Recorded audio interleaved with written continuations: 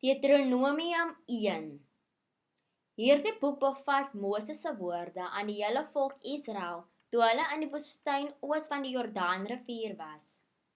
Hulle was in die woestynvlakte naby Suf tussen Paran aan die een kant en Tofel, Laban, Haserot en Disahab aan die ander kant.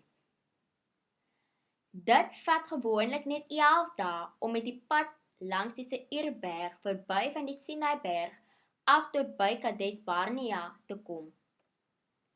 40 jaar nadat die Israeliete Sinaiberg verlaat het, op 'n dag in die middel van die winter, het Moses alles vir hulle gesê wat die Here die Israeliete beveel het om te doen. Dit was nadat hy koning Sihon van die Amoriete wat in Hesbon regeer het, en ook koning Og van Basan wat in Astarot en Edrei regeer het, verslaan het. Moses het die volk Israel toegespreek terwyl hulle in Moab oos van die Jordaanrivier was. Hy het begin om die gebooie soos volg uit te lê. Toe ons by Sinaiberg was, het die Here ons God vir ons gesê: "Julle het nou lank genoeg by hierdie berg gebly. Dit is tyd om die kamp af te slaan en aan te beweeg. Trek na die bergwêreld van die Amoriete en na al die naburige streke toe, die Jordaanvallei, die bergwêreld, die Laagveld, die Negevgebied en die kusvlakte. Ga na die land van die Kanaaniete en die Libanon tot by die groot Efraatrivier. Hierdie gebied gee ek vir julle. Trek in die land in en neem dit in besit.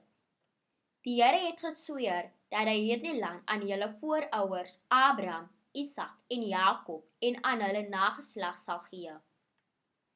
Ek het toe al vir julle gesê, julle is 'n te groot las om alleen te dra. Die Here julle God het julle so baie soos die sterre gemaak. Mag die Here, die God van julle voorouers, julle selfs 1000 keer meer laat word. Mag hy julle seën soos wat hy beloof het. Hoe sal ek alleen al julle twis en probleme kan oplos? Kies uit julle stamme mans met wysheid, begrip en aansien en ek sal hulle as julle leiers aanstel. Julle het saamgestem dat my plan 'n goeie een was. Ek het toe die wyse en gerespekteerde mans wat julle uit julle stamme gekies het, aangestel om julle as regters en amptenare te dien. Sommige was verantwoordelik vir 1000 mense, ander vir 100, ander weer vir 50 en sommige vir 10.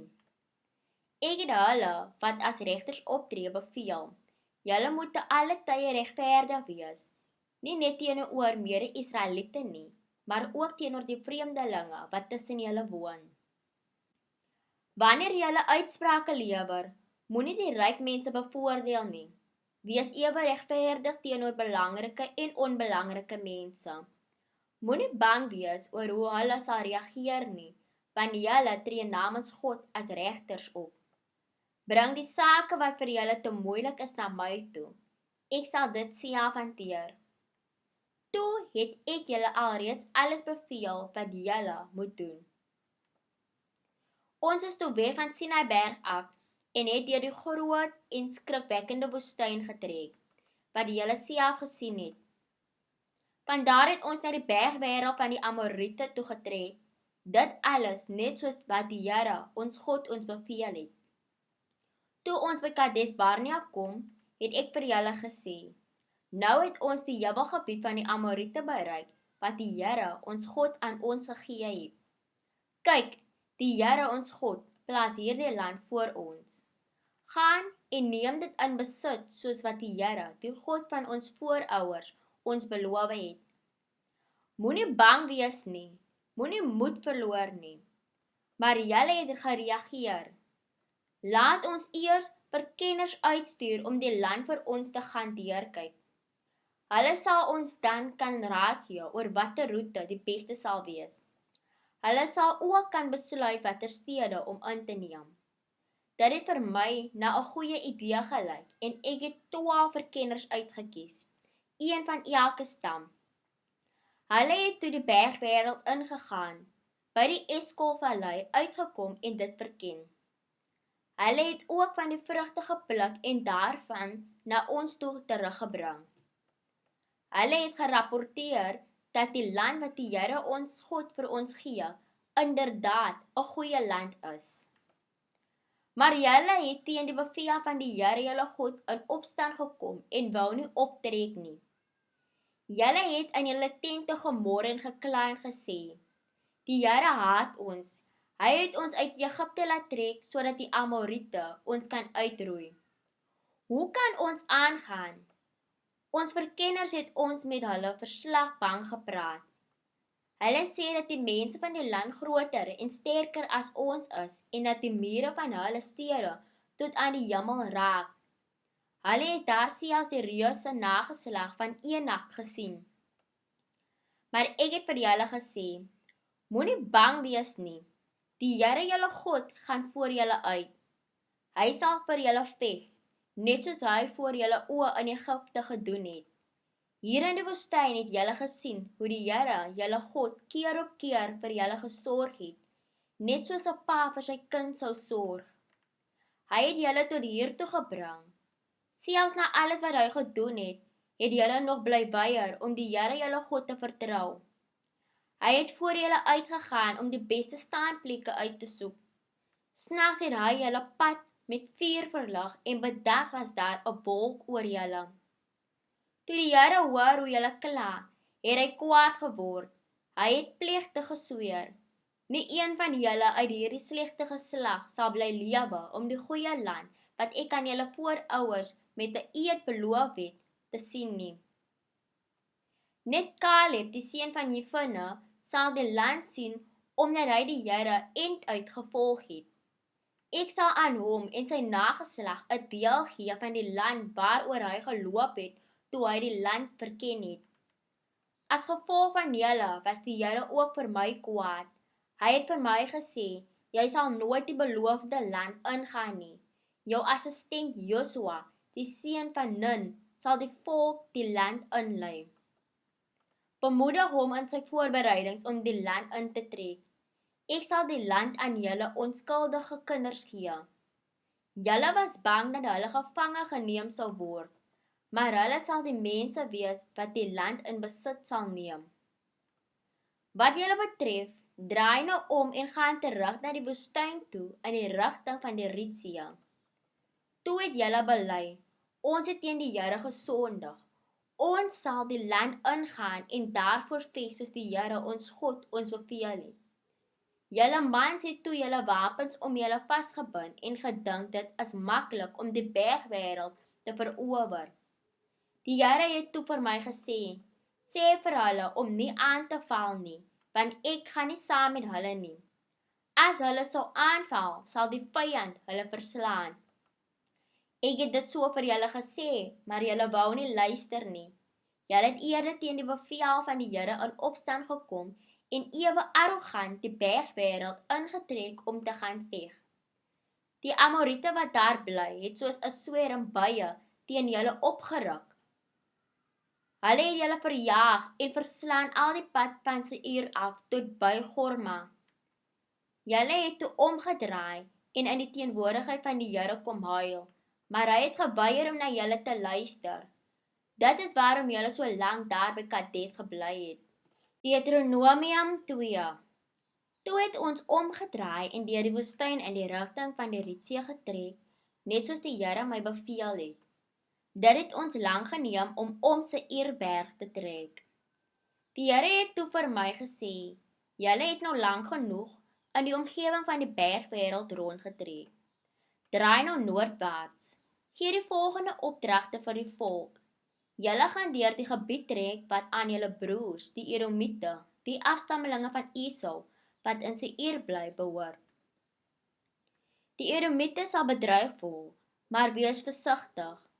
Moenie hulle pla nie, want ek het die bergwêreld in die omgewing van Seir aan hulle as eiendom gegee. Ek sal nie 'n krieseltjie van hulle land vir julle gee nie. Betaal hulle vir die kos en water wat julle gebruik. Die Here julle God het julle geseën in alles wat julle gedoen het. Hy het die wag gehou oor elke tree wat julle deur die groot woestyn gegee het. Gedurende die 40 jaar was die Here julle God by julle en het hy in elke behoefte van julle voorsien, sodat julle niks kort gekom het nie. So het ons dan verby ons broers, die afstammelinge van Esau wat in sy Seir woon, getrek. Ons het ook die pad vermy wat van Elat en Esjon, Geber, deur die Araba Vallei kom. Toe het ons noordwaarts met die woestynroete by Moab verbygetrek. Die Here het ons gewaarsku: moenie die Moabiete, die afstammelinge van Lot, pla of teen hulle oorlog maak nie. Ek het vir hulle Ar as hulle eiendom gegee, en ek sal niks van hulle land vir julle gee nie. Die Emite het vroeër in die omgewing van Ar gewoon. Hulle was 'n groot en sterk volk van reëse, net so groot soos die Enakiete. Die Emite en die Enakiete word albei ook die Refaite genoem, maar die Moabiete noem hulle die Emite. Vroeër het die Horiete by Seirberg gewoon, maar hulle is uitgedryf en vervang met die afstammelinge van Esau. Op 'n soortgelyke manier is die volke van Kanaan verdryf uit die land wat die Here vir Israel gegee het. Moses het voortgegaan. Die Here het ons toe aangesê om die Seeritspruit oor te steek en ons het dit gedoen. Daar het dus 38 jaar verbygegaan van die tyd toe ons by Kades Barnea aangekom het, totdat ons uiteindelik die Seeritspruit oorgesteek het. Die Here het gesweer dat dit nie kon gebeur voordat al die mans wat oud genoeg was om oorlog te maak in die woestyn omgekom het nie. Die Here het sy hand teen hulle gelig totdat hulle almal omgekom het. Toe al hierdie mans wat reg was om te veg uitgesterf het die Here vir my gesê: vandag sal julle die grens van Moab by Ar oorsteek en die land van die Ammoniete binnegaan. Moenie die Ammoniete, die afstammelinge van Lot, pla of 'n oorlog met hulle begin nie. Ek het aan hulle die land Ammon as hulle eiendom gegee en ek sal ook nie enige deel van hulle land vir julle gee nie. Daardie gebied is ook vroeër gesien as die land van die Refaite, alhoewel die Ammoniete hulle die Samsumite genoem het. Hulle was ook 'n taalryke en sterk nasie en so groot soos die Enakiete. Die Here het hulle egter verdelg, sodat die Ammoniete hulle land kon inneem. Hy het die afstammelinge van Esau by Seirberg op dieselfde manier gehelp deur die Horiete te verdelg, sodat hulle daar kon gaan woon. Die afstammelinge van Esau woon tot vandag toe nog daar. 'n Soortgelyke ding het gebeur toe die Kaftoriete van Kreta, die Awite, wat in dorpies in die omgewing van Gaza gewoon het, ingeval en verdelg het. Moses het voortgegaan. Toe het die Here gesê: steek nou die Arnon-kloof oor. Ek sal jou help om Sihon die Amoriet, die koning van Hesbon, te verslaan en sy land vir jou te gee. Val hom aan en begin om die land in besit te neem. Van vandag af sal ek al die volke op aarde vreesbevange vir jou maak. Wanneer hulle van jou hoor, sal hulle bewe van angs. Uit die Keremot woestyn het ek boodskappers na koning Sihon van Hesbon gestuur met hierdie vrede voorstel. Laat ons deur jou land trek. Ons sal op die hoofpad bly en nie na links of regs in die veld afdraai nie. Ons sal betaal vir elke stukkie kos wat ons eet en vir al die water wat ons drink.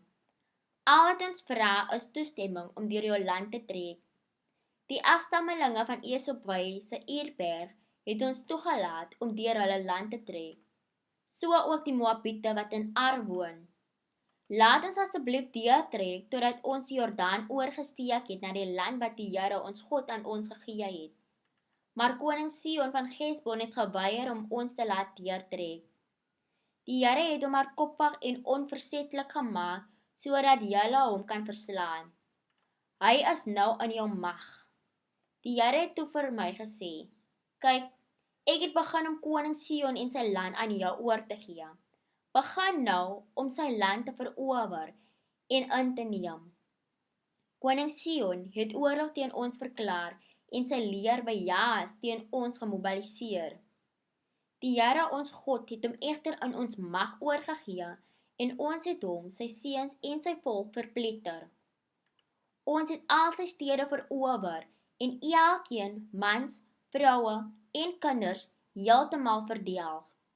Niemand is gespaar nie. Ons het al die diere en enigiets van waarde in die stede wat ons verower het, as buit vir ons geneem. Die Here ons God het ons gehelp om Aroer aan die bokant van die Arnon-kloof en die dorp langs die rivier in die kloof en die hele gebied so ver as Gilead te verower. Geen stad het mure gehad wat te sterk vir ons was nie. Ons het egter weggebly van die Ammoniete langs die Jabok-rivier en hulle stede in die bergagtige gebied. Dit was alles gebiede wat die Here ons God ons beveel het om uit te los.